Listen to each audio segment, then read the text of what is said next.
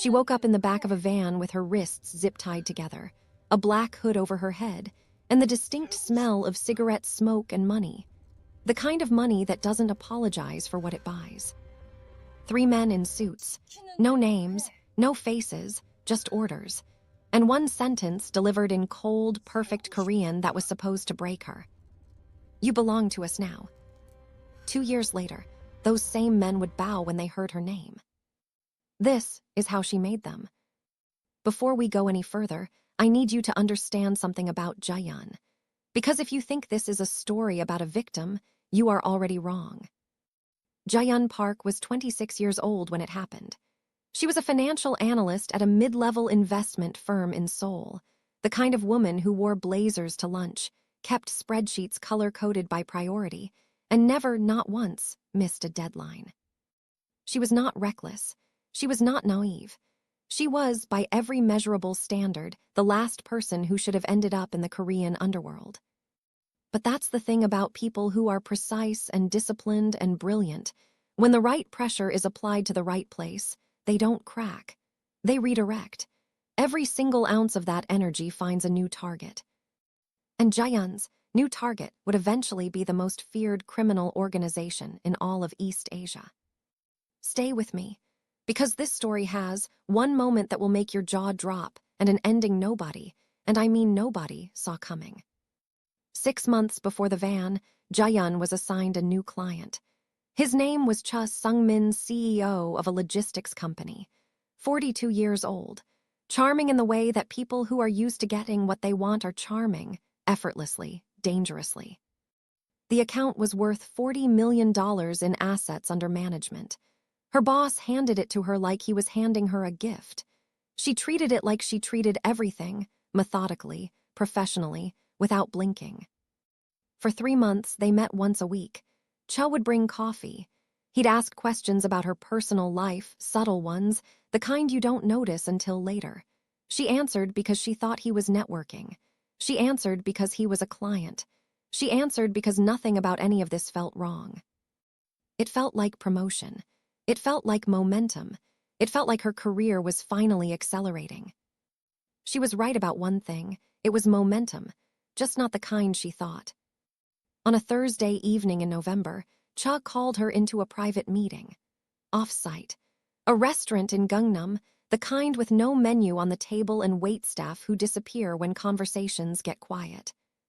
He told her there was an opportunity, a side account, something that needed someone discreet, someone brilliant with numbers, someone who could make transactions disappear without leaving traces. She said no immediately. She said it firmly, politely, professionally. She packed her bag, she stood up. He smiled. He said something that froze her mid-step. He said her mother's full name, her mother's home address, and the name of the elementary school her younger brother's children attended. All 3, in order, without blinking. She sat back down. 2 weeks later, she was doing what he asked. And 4 weeks after that, she was in the back of a van because Cha had decided that having her in the office was a liability. They needed her closer, where they could see her, where she couldn't run. She didn't know it yet, but that decision, Cha's decision to take her, was the single biggest mistake anyone in that organization ever made. The compound was in the hills outside Seoul. Stone walls, security cameras, men with earpieces who didn't make eye contact. They gave her a room. It had a window, which surprised her. It had a desk, which surprised her more. There was a laptop, password protected. On the desk beside it, a stack of financial documents 2 inches thick. A man she'd never seen before walked in the next morning. Older, silver hair. He introduced himself only as Director Park. No relation, he said, with the ghost of a smile. He told her she would be managing the financial architecture of several shell companies operating across Southeast Asia. She would be compensated well. She would be comfortable. She would not try to leave. That last part, he didn't say out loud. He just let the silence say it for him. Ji-yeon nodded. She asked for better coffee. He laughed. He had no idea what that meant. It meant she was already working. Here's what nobody understood about Ji-yeon Park. She did not panic. Not once. Not in the van, not in the compound, not when she realized that the organization she'd been brought into had ties to 3 different governments and a body count that stretched back 15 years. She processed. She categorized. She looked at every single piece of information like it was a line in a spreadsheet, and she figured out what it meant. Within a week, she understood the full financial structure of the organization better than most of the people running it. Within 2 weeks, she had identified every single point of vulnerability. She didn't move, not yet, not even close to yet, because Ji-yeon understood something that most people in desperate situations forget. Leverage is worthless if you use it too early. So she waited. She did her work brilliantly, flawlessly, better than anyone they'd ever had. She became indispensable. She let them relax around her. She learned their names, their habits, their arguments, their loyalties, and most importantly, their fears. There was a man named Buck who handled collections. He was terrified of his wife finding out about a second family in Byeosun. There was a lieutenant named Suh who had been skimming from the organization for 3 years. There was Cha himself, her original captor, who Ji-yeon now knew was operating without full authorization from the top of the hierarchy. He'd brought her in as his own private resource. The director didn't know she existed until she'd been there for 5 weeks. When the director found out, he wasn't angry at her. He was angry at Cha. Ji-yeon filed that away, and she smiled for the first time since the van. A guard named Han-sol, young, nervous, newly assigned to her floor, left his personal phone on the desk outside her room one afternoon. She didn't take it. She memorized the last number dialed. Then she told him she'd seen it, and she handed it back to him. He owed her now. She was building an army, one small debt at a time. Week 8, a new face in the compound. A woman, which was rare. Her name was Yuna. She was introduced as a communications consultant, but Ji-yeon watched her move through the compound like someone who had memorized the floor plan before she arrived. She spoke to everyone. She smiled at everyone. She was warm in a way that felt professional. Ji-yeon knew immediately. Yuna was not what she said she was. On the 3rd day, while the 2 of them were eating lunch in the main hall, the only 2 women in a room of 40 men, Yuna leaned forward and said, very quietly, very casually, as if she were commenting on the food, "I know who you are. I know you're not here by choice, and I need your help." Ji-yeon didn't flinch. She kept eating. She said, equally quietly, "What kind of help?" Yuna was an undercover investigator. She had been embedded in the organization's outer circle for 18 months.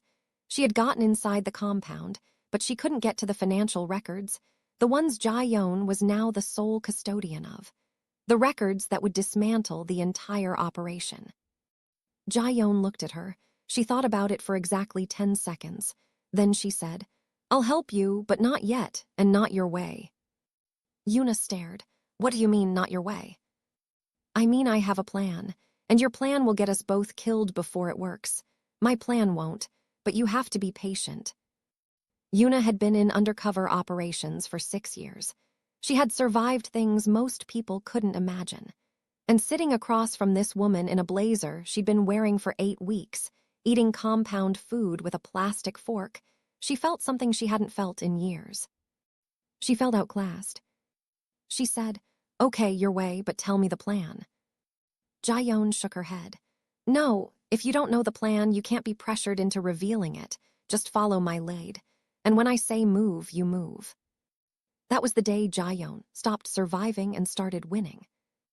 Month 3, Ji-yeon asked for a meeting with the director, not through Choi, directly, through the administrative assistant who managed his calendar, a quiet man named Mr. Kwon, who she had spent 3 weeks building a professional rapport with, one small, genuine kindness at a time. Choi found out she had requested the meeting before it happened. He came to her room that evening, and for the first time, he was not the man who had bought her coffee and smiled across restaurant tables. He was the man who had put her in a van.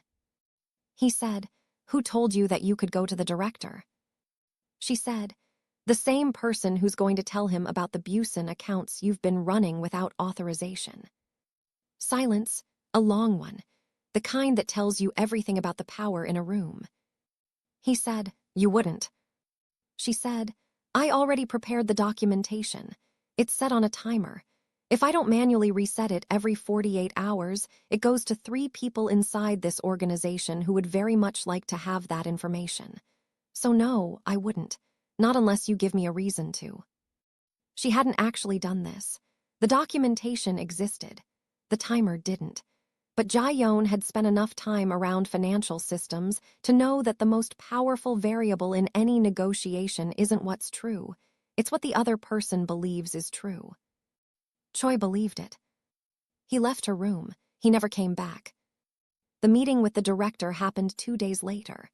Ji-yeon walked in with a printed financial proposal, a restructuring of 3 major revenue streams that would reduce exposure by 30% and increase net cash flow by more than twice that figure.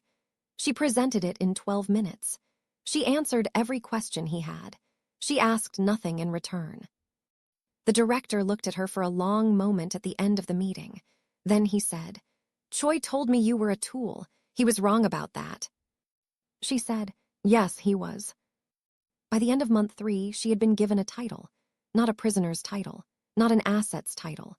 An actual functional title within the organization, Director of Financial Strategy. An office with a door that locked from the inside. A salary transferred into an account she controlled. And access, full, unrestricted access, to every financial record the organization had ever generated. From the outside, it looked like she had been absorbed, like she had become one of them. From the inside, she had just been handed the keys to the entire building. This is the part of the story where I need to be honest with you, because this is not a clean story. Ji-yeon Park did not spend those months untouched. She made decisions that cost her sleep. She made calls that she replayed in the dark. She was not a hero by any conventional definition of the word. There was a man, a mid-level operator named June, who had started to suspect her. He was asking questions around the compound. Casual ones, the kind that don't seem like questions until you line them all up. Ji-yeon saw it before anyone else did. She had 2 choices. She could ignore it and hope, or she could act. She acted. She compiled a file on June, factual, documented evidence of the money he had been moving outside of organizational oversight.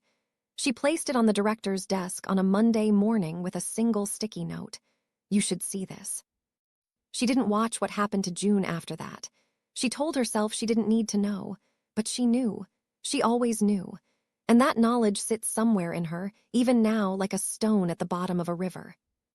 Because survival in a place like that is not free. It costs you something every time. And Ji-yeon was paying the toll in installments, every single day, trying to keep her account from going empty before she could get out.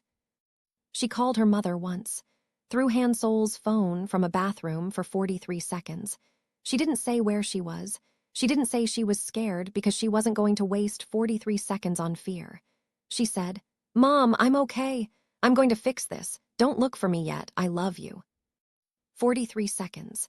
Then she handed Han-Sol his phone back and walked back into the compound like a woman who owned it.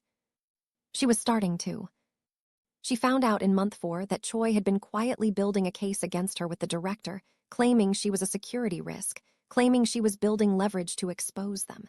He wasn't entirely wrong, but he'd moved too soon, and Ji-yeon had already anticipated it. The documentation she'd prepared on him was no longer a bluff. She handed it to the director herself. Choi was removed from the compound within 72 hours. She never saw him again. Month 5, Ji-yeon was ready.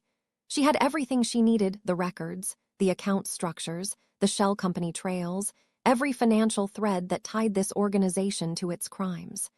She had packaged it, encrypted it, and structured it so that Yuna could transmit it in under 4 minutes if they got a clear signal window. The plan was in motion. Everything was aligned. And then Yuna disappeared. Not fled, not extracted. Disappeared. Her room was empty. Her ID was gone. No one in the compound mentioned her name, which meant one of 2 things: either she had gotten out safely or she had been made. Ji-yeon spent 36 hours in pure, controlled silence. She did not show fear. She did not ask about Yuna. She went to work. She sat in meetings.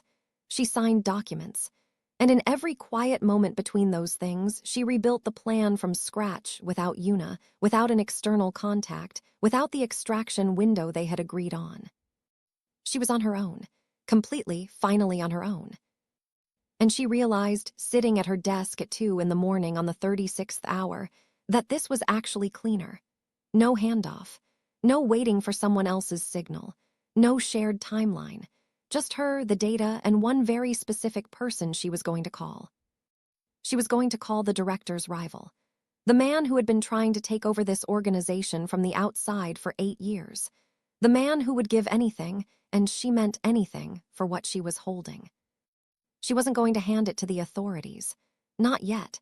First, she was going to use it as currency. She was going to trade it for something the authorities couldn't give her. Immunity, relocation, and the complete financial dismantlement of the organization conducted by its own enemies, which would be faster, more thorough, and far more permanent than any government prosecution. People called her ruthless for this later. She called it efficient. The call took 11 minutes. She made it from the director's own secure line, the one she had been given access to as Director of Financial Strategy. She spoke to the rival's representative in measured, direct sentences. She named her terms. She gave them exactly one piece of the financial record as proof of concept, 1 page, enough to confirm she had everything they needed and had structured it perfectly. The representative went quiet, then said, "How do we know you won't take this to someone else?" She said, "You don't, but you know what I'm offering is worth more than the risk of not taking it." Another silence, then, "What do you want exactly?" She told them, clean documentation of her forced involvement, a letter of immunity, signed and notarized through 2 legal jurisdictions, full relocation support for her family, and the financial package she named, not excessive, not greedy, exactly proportional to what she was handing over. She had done the math. She always did the math. They agreed. Within 3 days, the external pressure on the organization began, freezes on accounts in 3 different countries, simultaneous. The director didn't know what was happening or where it was coming from. He called an emergency meeting. Ji-yeon sat at the table. She answered his questions. She proposed solutions. And while she was doing that, every piece of remaining documentation was being transmitted, step by step, through a channel that no one in that building knew she had established. On a Tuesday morning in the 5th month, Ji-yeon Park walked out of the compound through the front gate. Han Sol was on duty. She stopped. She looked at him. She said, "Leave today, don't come back." He looked at her for a long moment. Then he nodded. She walked to a car that was waiting 4 blocks away. She got in. She exhaled for what felt like the first time in 5 months. She was not rescued. She was not extracted. She was not saved. She walked out, on her terms, with the entire architecture of that organization collapsing behind her like a building she had quietly detonated from the inside. The organization fell in parts over the next 6 weeks, account by account, arrest by arrest, implosion by implosion. 14 high-level figures were prosecuted. 47 shell companies were dissolved. The director, who had underestimated Choi for bringing her in, turned out to have underestimated her even more. Nobody ever called her a victim, not publicly, not in any report, any file, any conversation she was party to, because the evidence didn't support the word. The evidence said something else entirely. The evidence said she ran it. And technically, for 5 months she had. Ji-yeon Park went back to her mother's apartment. She slept for 17 hours. She ate her mother's soup. She sat at the kitchen table, and for the first time she did nothing. No spreadsheets, no calculations, no leverage, just quiet. Her mother asked, "What happened to you?" She thought about it for a long time. Then she said, "I got very good at a job I never applied for." Her mother didn't ask again. Some answers are complete exactly as they are. And that is the story of a woman who was taken into the dark and came out the thing the dark was afraid of.